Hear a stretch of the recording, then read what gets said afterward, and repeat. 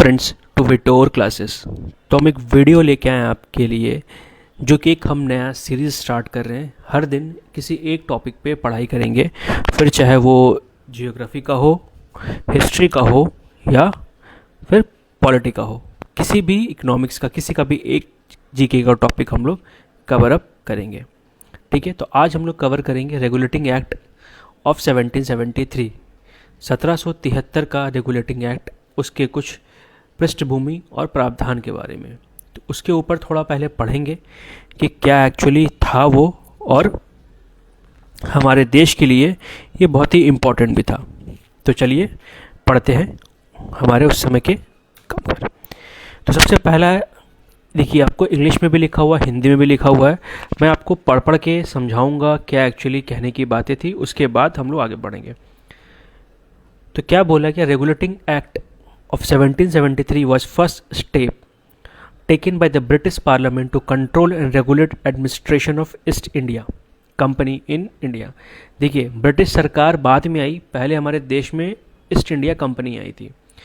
तो regulating act ऐसा act था जो कि पहला स्टेप था, ठीक है, या पहला कदम था, जो कि उन्होंने कब क्यों उठाया था, क्योंकि ब्रिटिश पार्लियामेंट को अब ईस्ट इंडिया कंपनी जो थी इंडिया में, उसको नियंत्रण करना था।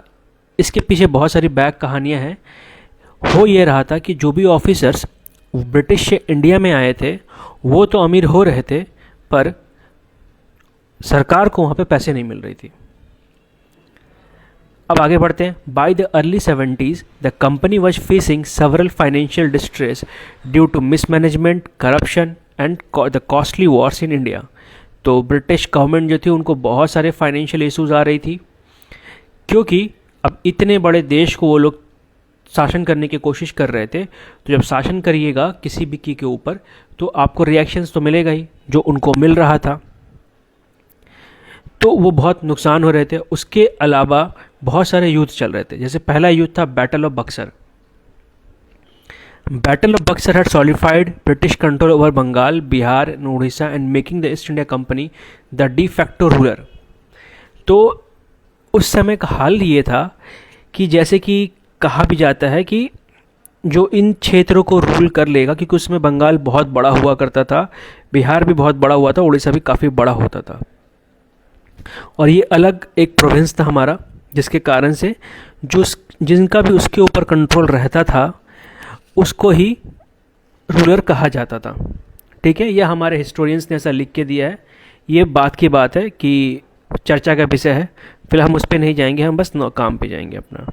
तो बैटल ऑफ बक्सर 1764 में जो हुआ था वो ब्रिटिश, उसके कारण ब्रिटिश को बंगाल के ऊपर, बिहार के ऊपर, उड़ीसा के ऊपर, सबके ऊपर रूलर बना दिया गया था। हाउएवर, हालांकि the company governance was inefficient, जो कंपनी का शासन करने का तरीका था वो ठीक नहीं था। ठीक इन द सेंस ऐसे कह सकते बहुत कमज़ोर था वो। Reports of exploitation, famine, Bengal famine 1770 में हुआ था, अभी तक का सबसे बड़ा फेमीन माना जाता है। लाखों लाखों आदमी मरे थे भूखमरी से। अब सोच रहे कितनी बड़ी बात है वो। हम और आपको ये पता नहीं है कि क्या होता है वो, पर ये बहुत बड़ा इंपॉर्टेंट था। तो ये न्यूज़ेस वहाँ पे पहुँचे थे। And corruption reached Britain prompting the British governance to intervene, और जितने करप्शंस की बातें थी सब ब्रिटिश गवर्नमेंट के पास जा रही थी, जिसके कारण से क्या ब्रिटिश गवर्नमेंट को इंटरवेन करना पड़ा। Additionally the company had taken a loan of 1.5 million euro from the British government. जो ईस्ट इंडिया कंपनी थी, इंडिया में सेटअप कर सब कुछ करने के लिए 1.4 मिलियन यूरो, मिलियन का क्या कहते हैं उसे, लोन लेके आई थी। Which give the parliamentary the authority to impose regulation, जो कि पार्लियामेंट को अथॉरिटी देता था कि आप रेगुलेशन कैसे होगा, कैसे नहीं कर सकते हैं। The act was introduced by the British prime minister Lord North to bring some control over the company's administration. जो एक्ट था वो किसने इंट्रोड्यूस करवाया था? उस समय के ब्रिटिश के प्राइम मिनिस्टर थे, प्रधानमंत्री लॉर्ड नॉर्थ, कंट्रोल लाने के लिए।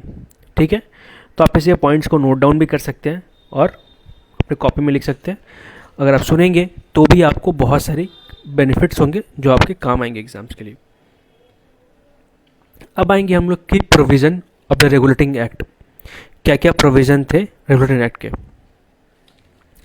तो सबसे पहला था governance reform. The position of west governor of West Bengal was elevated to governor general of Bengal. तो उस समय के जो गवर्नर थे उसको क्या बना दिया गया, गवर्नर जनरल बना गया। और वारेन हेस्टिंग पहले गवर्नर जनरल थे हमारे। A council of 4 member was created to assist the governor general. 4 लोगों की काउंसिल बनाई गई थी जो गवर्नर जनरल को असिस्ट करेंगे। But the decision were taken by majority votes which often led to conflicts.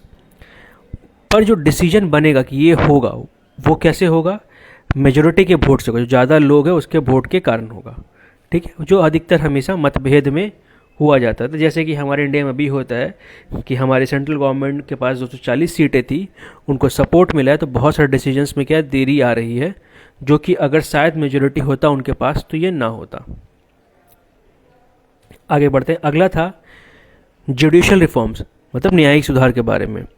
Supreme court of judicature, ठीक है, एक सुप्रीम कोर्ट की स्थापना की गई कैलकाटा में 1774 में, जिसका जुडिक्शन क्या था, British subjects in India, British के जो भी सब्जेक्ट्स होंगे इंडिया में उसके ऊपर। It had the power to punish official involve in corruption और मिसयूज ऑफ अथॉरिटी। उनके पास ये पावर था कि ऑफिशियल को पनिश कर सके, और कौन से ऑफिशियल्स को, जो कि करप्शन कर रहे हो, मिसयूज कर रहे हो अथॉरिटी की। सोचिए उस समय की बात है जब हमारे कोई और आके शासन कर रहा था, उन्होंने एक कोर्ट बनाया कि उनके अपने ऑफिसर को पनिश करने के लिए।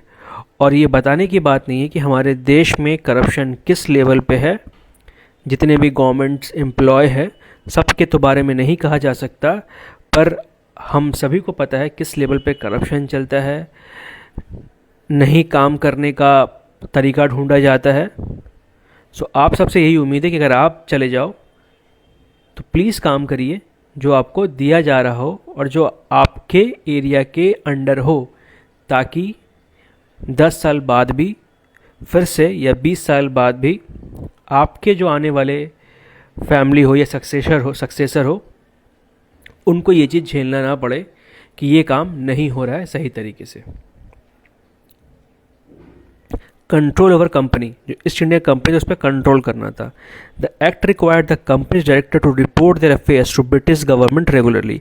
इस एक्ट से क्या हुआ था कि जो कंपनी के डायरेक्टर थे उनको रिपोर्ट करना पड़ता ब्रिटिश गवर्नमेंट को regularly. Company officials were prohibited from engaging in private trade accepting bribes और taking gifts from the local rulers.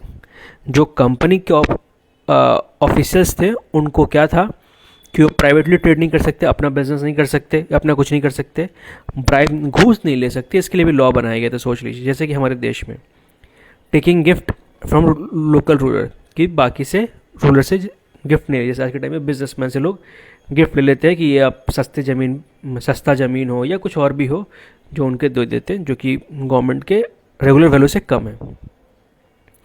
Governance of presidencies, जितने प्रेसिडेंसीज थे उस समय हमारे टाइम पे, मद्रास और बॉम्बे, उनको क्या किया गया, बंगाल के गवर्नर जनरल के अंदर ला दिया गया। किस किस कारण से, युद्ध और कूटनीति के मामलों में, ठीक है, वॉर और डिप्लोमेसी के मामलों में।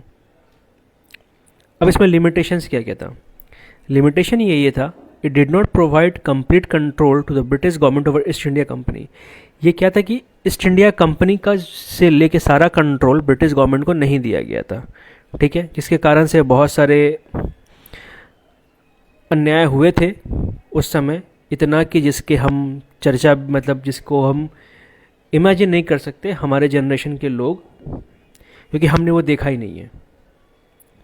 महसूस कर सकते हैं पर उस चीज़ को देख नहीं सकते, समझ नहीं सकते कि क्या बीत रहा होगा उस समय के लोगों पे जो आज़ादी के लिए लड़ रहे होंगे। The governor general often face deadlocks due to equal voting in council. हर काम के लिए वोटिंग करवा रहे थे, तो दोनों अगर, तो क्या होगा क्या नहीं होगा उसमें ही सारा टाइम चला जाता था, रेदर देन कुछ काम करने के अलावा। द सुप्रीम कोर्ट जुडिक्शन वॉज वेग, ठीक है, जो सुप्रीम कोर्ट का जुडिक्शन था वो वेग था, वेग मतलब अस्पष्ट था। Led to conflict with local administration, जिसके कारण से भी कन्फ्लिक्ट होता था। This issues led to further legislative reforms. इस समस्या के कारण जितने भी बहुत सारे और अलग अलग टाइप के रिफॉर्म आए, ठीक है, जिसमें था पिट्स इंडिया एक्ट 1784, जो कि इस्टेब्लिश किया कि गवर्नमेंट का बेटर कंट्रोल हो इंडियन एडमिनिस्ट्रेशन के ऊपर। इसके बारे में हम नेक्स्ट वीडियो या किसी और वीडियोस में पढ़ाई करेंगे। तो आपको मैं हर दिन एक टॉपिक पे, ऐसा ही किसी भी टॉपिक हो सकता है, जियोग्राफी का हो सकता है, हिस्ट्री का हो सकता है, पॉलिटिकल इकोनॉमिक्स, किसी का भी एक होगा जो मैं आपको डेफिनेशन के तौर पे क्लियरली बताऊंगा अच्छे से। आप प्लीज़ इसको फॉलो करते रहिए हर दिन, आप बहुत कुछ सीख जाइएगा। और अगर आपको थोड़ा जल्दी देखना है वीडियो तो आप प्लीज़ इसे 2x में करके देख सकते हैं, बहुत ही आराम से आपको समझ में आएगा। सो प्लीज़ अगर अच्छा लगा हो वीडियो तो please like, comment, share and subscribe देखने के लिए। Thank you and all the best for your exams friends.